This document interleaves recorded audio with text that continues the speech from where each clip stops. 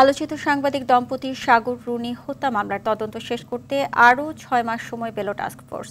মঙ্গলবার অতিরিক্ত attorney general Mohammad Arshadur রৌফের আবেদনের পরিপ্রেক্ষিতে শুনানি শেষে সময় দেওয়া হয়।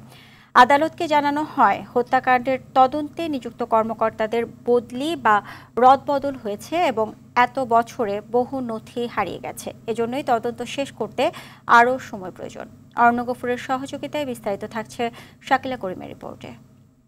ওয়ালটন আবারও মিলিয়নিয়ার অফারে ওয়ালটন ফ্রিজ কিনে আপনিও হয়ে যেতে পারেন millionaire. Maasranga news editor Sagar Sarwar ও ATN Bangla senior reporter Meherun Runi ২০১২ সালের ১১ ফেব্রুয়ারি পশ্চিম রাজাবাজারের ভাড়া বাসায় নির্মমভাবে খুন হন।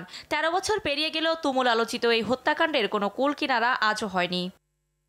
হাত বদল হতে হতে গত বছরের ৩০ সেপ্টেম্বর সাগর রুনি হত্যা মামলার রহস্য উন্মোচনের জন্য উচ্চ ক্ষমতা সম্পন্ন টাস্ক ফোর্স গঠন করার নির্দেশ দেন হাইকোর্ট। একই সঙ্গে তদন্ত শেষে ৬ মাসের মধ্যে আদালতে প্রতিবেদন দিতে বলা হয়। সে সময় মামলার তদন্ত থেকে র্যাবকে সরিয়ে দেওয়ারও আদেশ দেন আদালত। মঙ্গলবার বিচারপতি ফাতেমা নজিব ও বিচারপতি শিকদার মাহমুদ রাজির হাইকোর্ট বেঞ্চে তদন্তের অগ্রগতির উপর শুনানি হয়।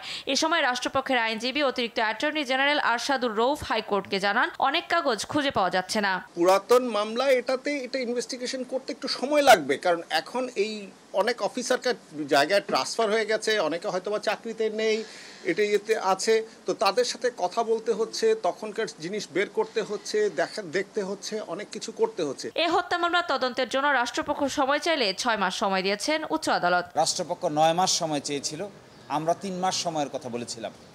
অবশেষে আদালত বিচার বিবেচনা করে ৬ মাস সময় মঞ্জুর করেছেন এবং পরবর্তীতে ২২ অক্টোবর ২০২৫-এ পরবর্তী আদেশের জন্য আদালতে আসবে। আমরা আশা করব এই সময়ের মধ্যে কিংবা তার আগেই যদি তদন্ত কমপ্লিট হয়ে যায়, তাহলে তদন্তকারী কর্মকর্তাগণ আদালতে তার তদন্ত রিপোর্ট দায়ের করবেন। ২০১২ সালেই হত্যার ঘটনায় রুনির ভাই শেরেবাংলা নগর থানায় মামলা করেন। ৩ দিন পর মামলাটি গোয়েন্দা পুলিশের হাতে হস্তান্তর করা হয়। তাদের ব্যর্থতার পর সে বছর ১৮ এপ্রিল মামলাটি র্যাবের কাছে হস্তান্তর করা হয়। মামলায় গ্রেপ্তার ৮ জনের মধ্যে ২ জন জামিন পেয়েছেন, বাকিরা কারাগারে রয়েছেন।